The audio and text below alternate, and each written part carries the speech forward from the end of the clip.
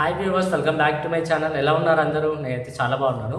So మీకు thumbnail చూసిన తర్వాత అర్థమైపోయి ఉంటుంది things to consider before coming to Saudi Arabia as a staff nurse.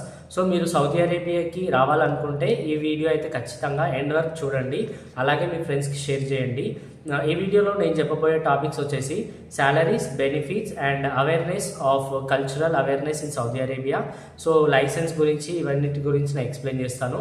So video ఎక్కడ స్కిప్ చేయకుండా ఎండ్ వరకు చూడండి. ఫస్ట్ టైం కనుక మన ఛానల్ చూస్తున్నట్టయితే ఒక చిన్న లైక్ అయితే ఇవ్వండి. So let's start the video.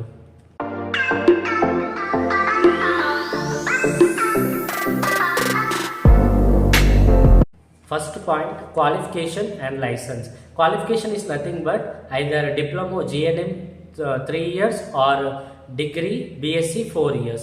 ఈ రెండిట్లో మీరు ఏం చేసినా సరే సౌదీ అరేబియాకి అయితే రావచ్చు. అండ్ ANM చేసిన వాళ్ళు not allowed in Saudi Arabia. Licence చూసుకున్నట్టయితే మీరు ఏ కంట్రీకి వెళ్ళాలనుకున్నా మీరు ఖచ్చితంగా ఏదో ఒక ఎగ్జామ్ అయితే రాయాలి కదా. సో అదైతే తప్పదు. సో సౌదీకి రావాలనుకుంటే SCFHS వెబ్సైట్లో మనకి Saudi nursing council Saudi nursing licence exam అని ఉంటుంది. సో ఆ ఎగ్జామ్ రాసిన తర్వాత మనకు ఒక లైసెన్స్ వస్తుంది. ఆ లైసెన్స్తో మనం ఇక్కడ వర్క్ చేయాలి. సో ఇది క్వాలిఫికేషన్ అండ్ లైసెన్స్ గురించి. Second one, work visa and sponsorship. Work visa is nothing but మనకి ఇక్కడ సౌదీ అరేబియాలో వర్క్ చేయాలంటే 3 types ఆఫ్ వీసాస్ ఉంటాయి. ఇందులో ఫస్ట్ వన్ వచ్చేసి వర్క్ వీసా. నేను ఈ 2-3 వీసాస్ గురించి నేను నెక్స్ట్ వీడియో అప్లోడ్ చేస్తాను, ఒకటి లాంగ్ వీడియో. సో మనం సౌదీ అరేబియాలో వర్క్ చేయాలి కాబట్టి వర్క్ వీసా పైన రావాలి. స్పాన్సర్షిప్ వచ్చేసి ఇకామా నుండి మనకి వీసా, ఇకామా, అలాగే ట్రాన్స్పోర్టేషన్, అకామిడేషన్ ఇవన్నీ కంపెనీ వాళ్ళే ప్రొవైడ్ చేస్తారు. సో ఇది స్పాన్సర్షిప్ గురించి. Third one, cultural awareness. ఇంతకుముందు చాలా స్ట్రిక్ట్ రూల్స్ ఉంటుండే. అంటే సౌదీ లాస్ కానివ్వండి, సౌదీ కస్టమ్స్ని వీళ్ళు ఇక్కడ ఇవే ఫాలో అవ్వాలి అని ఉంటుండే. బట్ ఇప్పుడు మరీ అంతగా లేదు. బట్ హాస్పిటల్ సైడ్ వెళ్తే ఎక్కువగా ఫీమేల్స్ బుర్కా వేసుకోవడం, సో అలా ఉంటుంది. కానీ బయట నార్మల్గా తిరిగే వాళ్ళైతే మనకి అంతగా పట్టించుకోరు అనమాట. సో ఇది కల్చరల్ అవేర్నెస్. అంటే కొంచెం రూల్స్ అనేవి కొంచెం చేంజ్ అయినాయి, పర్లేదు. ఇప్పుడైతే కొంచెం నార్మల్గానే ఉంది, మరీ అంతగా పట్టించుకోవట్లేదు. Fourth one, health care system. మన సైడ్ లాగానే సేమ్ ఇక్కడ కూడా హాస్పిటల్స్ ఉంటాయి, క్లినిక్స్ ఉంటాయి, rehabilitation centre, industrial area. So ఇలా డిఫరెంట్ కేటగిరీస్ అయితే ఉంటాయి. అందులో మనం చూస్ చేసుకోవాల్సింది మనం ఎక్కడైతే వర్క్ చేయాలో అది పర్టికులర్ మన ఎక్స్పీరియన్స్ని బట్టి, లేదంటే మన ఏ డిపార్ట్మెంట్లో వర్క్ చేస్తామో సో అలాగా మనం చూసుకొని ఎందులోకి రావాలి. హాస్పిటల్లో అయితే బెటరా, క్లినిక్ బెటరా, ఇండస్ట్రియల్ బెటరా, అది ముందే మనం చూసుకొని ఇక్కడికైతే రావాలి. ఎందుకంటే ఇక్కడికి వచ్చిన తర్వాత ట్రాన్స్ఫర్ చేయడం చాలా కష్టం. వాళ్ళు ఎంతో కొంత అమౌంట్ అయితే అడుగుతారు ట్రాన్స్ఫర్ చేయడానికి. సో అది మీరు ముందు రాకముందుకే ఏదో ఒకటి సెలెక్ట్ చేసుకొని వస్తే better. Fifth one, salary and benefits. Salary అనేది ఇప్పుడు నార్మల్గా అయితే అందరికీ 3,500 నుండి 4,500 వరకు, అంటే ఈ బిట్వీన్ 3,500 సౌదీ రియాల్ నుండి 4,500 సౌదీ రియాల్ వరకే ఇస్తున్నారు ఎక్కడైనా సరే. బేసిక్ అది. అంటే BSc ఆర్ GNM బట్టి నేను ఒక లాంగ్ వీడియో చేస్తాను శాలరీ గురించి.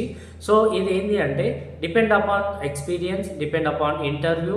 మనం ఇంటర్వ్యూ చేసే దాన్ని బట్టి ఉంటుంది. సో ఇంటర్వ్యూ మనం ఎట్లా మాట్లాడుతున్నాం, మన వే ఆఫ్ స్కిల్స్ ఏంటి, వాళ్ళకి వర్క్ ఎక్స్పీరియన్స్ బట్టి వాళ్ళు సెలెక్ట్ చేసుకుంటారు అనమాట. ఇక్కడ శాలరీ, ట్యాక్స్ ఫ్రీ శాలరీ ఉందా లేదా, మనకి బెనిఫిట్స్ ఇస్తున్నారా లేదా, అప్పుడు మీరు ఇవన్నీ చెక్ చేసుకున్న తర్వాతనే కాంట్రాక్ట్ సైన్ పెట్టాల్సి ఉంటుంది. సో ఇది శాలరీ అండ్ బెనిఫిట్స్ గురించి. సిక్స్త్ వన్, లాంగ్వేజ్ వచ్చేసరికి మోస్ట్లీ ఇక్కడ ఇంగ్లీషే మాట్లాడతారు.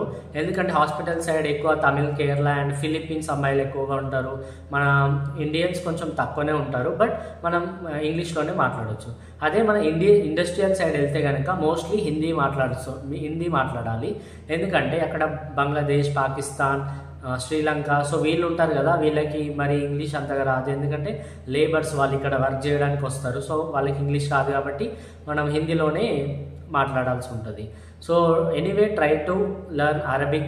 కొన్ని వర్డ్స్ నేర్చుకోండి. హైవా, మాఫీ ముష్కిల్, అలాగే ఖలాస్. సో ఇలాంటి వర్డ్స్ నేర్చుకోండి. ఎందుకంటే వాళ్ళు మనతోని రాగానే సలాం లేకుం అంటారు కదా. సో వాళ్ళ లాంగ్వేజ్లో అరబిక్ వాళ్ళు, సో అరబిక్ అనే కాదు, ఎవరు వచ్చినా సరే సలాం లేకుం అనడం కామన్ ఇక్కడ. సో మీరు ఇలా చిన్న వర్డ్స్ అయితే నేర్చుకోండి Arabic. Seventh one, accommodation and living arrangements. Accommodation ఇక్కడ నర్సెస్కి, డాక్టర్స్కి, ఫార్మసిస్ట్ ఎవరైనా సరే ఇక్కడ ఫ్రీ అకామిడేషన్ ఉంటుంది. ఈవెన్ లేబర్స్కి అయినా సరే ఫ్రీ అకామిడేషన్ ఇస్తారు. నెక్స్ట్ నర్సెస్ చూసుకున్నట్టయితే ఒక రూమ్కి 2 members ఉంటారు హాస్పిటల్ సైడ్ అయితే. ఈవెన్ క్లినిక్ సైడ్ అయినా సరే 2 మెంబర్స్కి ఇస్తారు రూమ్లో.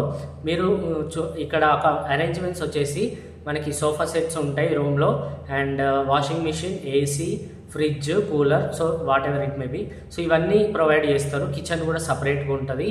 అండ్ మీరు చూసుకోవాల్సింది ఓన్లీ రీఛార్జ్ వరకు మాత్రం మీరు రీఛార్జ్ చేసుకోవాలి మొబైల్లో, మిగతావన్నీ వాళ్ళే ప్రొవైడ్ చేస్తారు. ఫుడ్కి కొన్ని హాస్పిటల్స్ అయితే అమౌంట్ ఇస్తారు, సో మీరు ఫుడ్ ప్రిపేర్ చేసుకోవాల్సి ఉంటుంది. సో ఇది అకామిడేషన్ గురించి. 8th one legal and health regulations. మనకి సౌదీ వచ్చే ముందు మెడికల్స్ చేస్తారు మన హైదరాబాద్లో, అండ్ కొన్ని సెంటర్స్ ఉంటాయి మెడికల్ సెంటర్స్. అక్కడ మెడికల్స్లో ఫిట్ ఉంటే కనుక, అంటే మనకి అక్కడ వ్యాక్సినేషన్ కూడా ఇస్తారు ఫిట్ అయితే. సో ఆ ఫిట్ ఉంటే మనకి అలౌ చేస్తారు సౌదీ రావడానికి. ఎవరికైనా సరే, ఈవెన్ లేబర్స్ అయినా, డాక్టర్స్, ఫార్మసిస్ట్, ఎవరికైనా సరే మెడికల్లో ఫిట్ ఉంటే కనుక అలౌ చేస్తారు, లేదంటే అలౌ చేయరు అనమాట. తర్వాత health insurance. Health insurance most of the companies allow వాళ్ళు ఇస్తారు హెల్త్ ఇన్సూరెన్స్, కానీ కొన్ని కంపెనీస్ ఇవ్వరు. సో మీరు కాంట్రాక్ట్ సైన్ పెట్టే ముందే 1కి 2 సార్లు చెక్ చేసుకొని కాంట్రాక్ట్ సైన్ అయితే పెట్టండి. So 9th one support system. Support system అంటే ఈవెన్ ఇప్పుడు మనం ఇండియాలో ఉన్నాం అనుకోండి, గల్ఫ్ కంట్రీస్లో ఎవరు ఉన్నారు, like UK, England, Australia, USA, Germany, Japan. So ఇక్కడ వేరే నర్సెస్ ఉన్నారు. మనం ఏ కంట్రీకి అయితే వెళ్ళాలనుకుంటున్నామో ఆ కంట్రీ నర్సెస్ని ఫాలో అవ్వండి. వాళ్ళ రూల్స్ అండ్ రెగ్యులేషన్స్ ఎలా ఉంటాయి అక్కడ.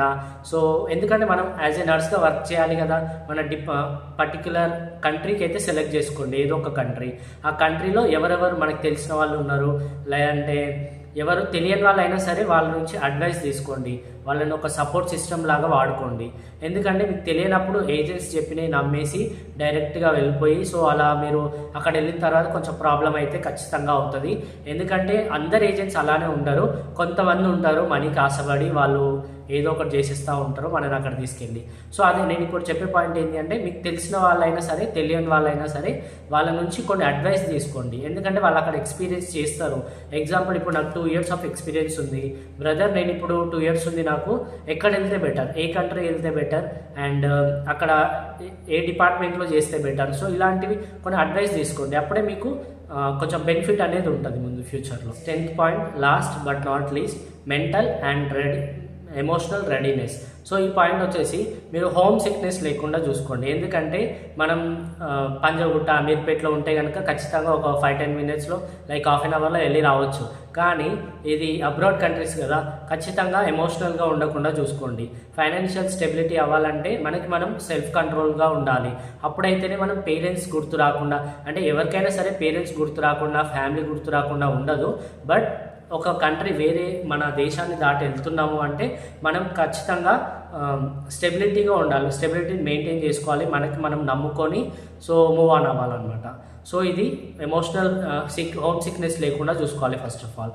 సో ఇదండి వీడియో. మీకు వీడియో నచ్చినట్టయితే ఎంతో కొంత ఇన్ఫర్మేషన్ అయితే మీకు తెలుస్తుంది కదా. సో మరి లేట్ ఎందుకు, మన ఛానల్ సబ్స్క్రైబ్ చేసుకొని మీకు నర్సింగ్ ఫ్రెండ్స్కి షేర్ చేయండి. So until then keep watching my videos. Bye bye.